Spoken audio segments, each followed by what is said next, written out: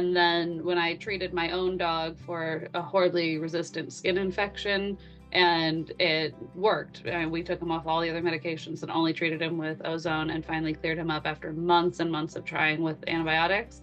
That definitely solidified things for me that this is something that I am very passionate about, that I want to get into.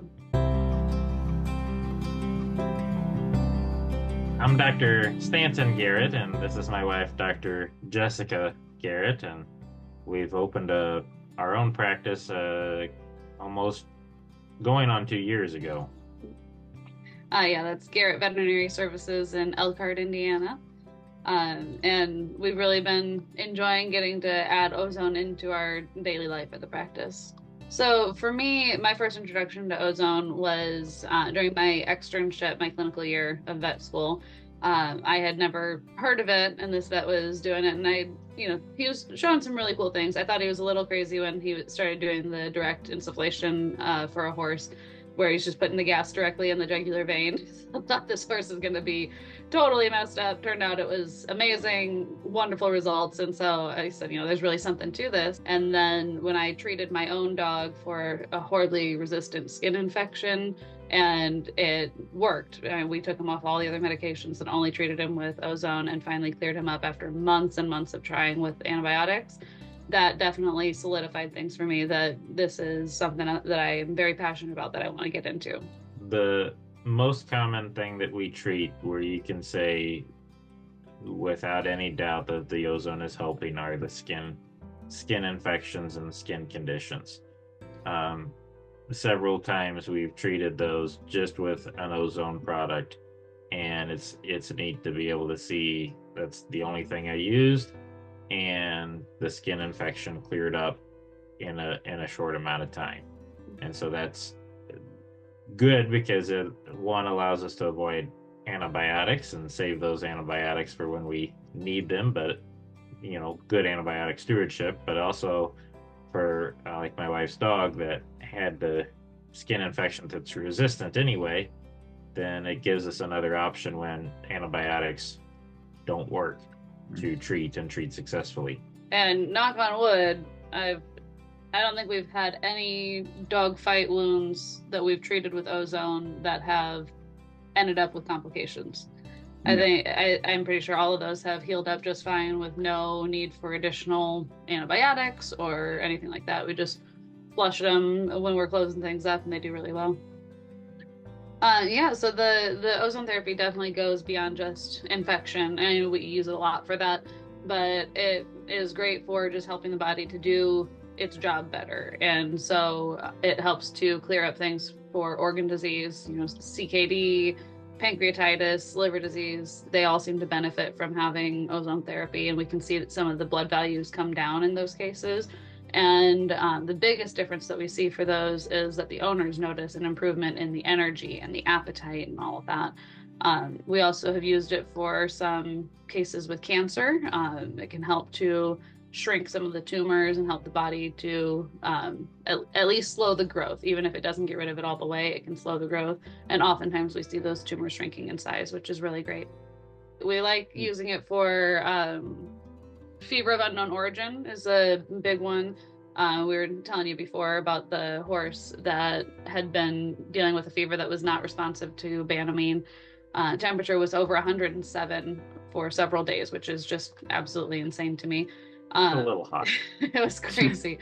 And he ended up having anaplasmosis, and we were waiting on the doxycycline to be able to treat that. And I went ahead and gave an ozone treatment, did the direct intravenous insufflation. And that horse, a few hours later, the owner had contacted me and let me know that the fever broke. And throughout the night, it continued coming down into a regular range, and the fever never came back again. The horse was back on food. Fever totally broke with one treatment and some IV fluids. So I was really impressed with that case. I liked that one a lot. We also use it for some horses with the equine asthma. That's a great case for it. That was actually what the vet that introduced me to ozone was treating when he did the direct insufflation.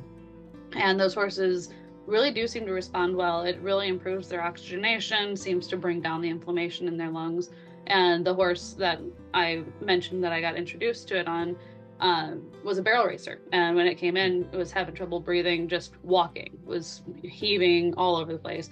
And after that treatment, went and was running barrel races the next week.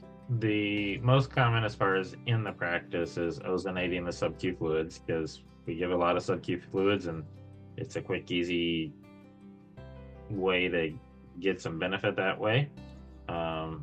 We used a fair amount of the ozone liniment for the skin conditions, so it's easy to send that home and say put that on, and it seems like same with the ozone shampoo. It seems like the liniment is nice because they don't lick it off.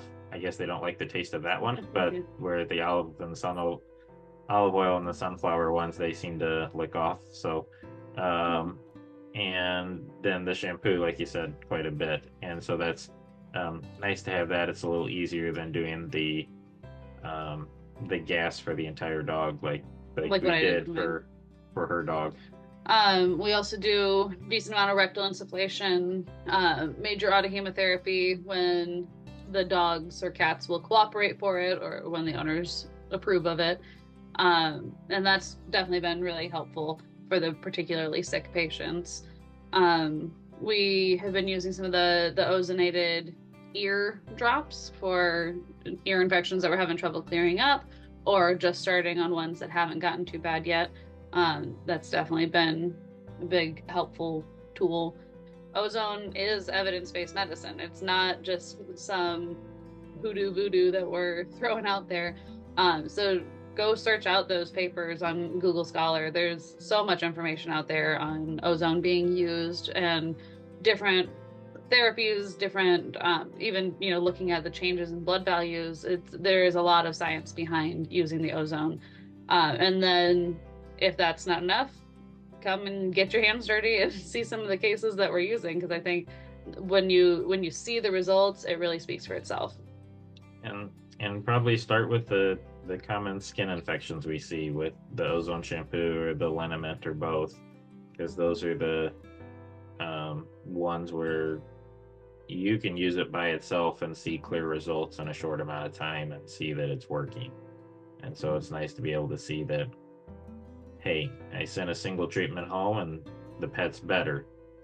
And use it for all of your blocked tomcats. That definitely is a huge thing. We actually had another clinic recently that doesn't do ozone therapy, but has seen the benefit of what we've done. And they reached out to us just to purchase some ozonated saline to use to flush out a blocked tom that they had coming in. So more and more people are learning about it and learning about just how wonderful the benefits are. And Dr. Jessica, you're going to be speaking at an upcoming International Ozone Summit on April 20th. That's an online virtual event. So we're excited to have you do that. And you're going to be speaking on derm cases, right? Yeah. Everybody make sure you get signed up, because there are going to be a lot of interesting speakers, but I'm excited about sharing about some of the dermatology cases that we've had and the improvements we've seen. Awesome. And if any like pet guardians come across this and are interested in finding you guys, where can they find you? We're in Elkhart, Indiana. You can find our address. It's 2122 West Franklin Street, Elkhart, Indiana. Or you can give us a call at 574-355-3322. Awesome. And your website is? GarrettVet.com. So that's Garrett with 2 R's and 2 T's, vet.com.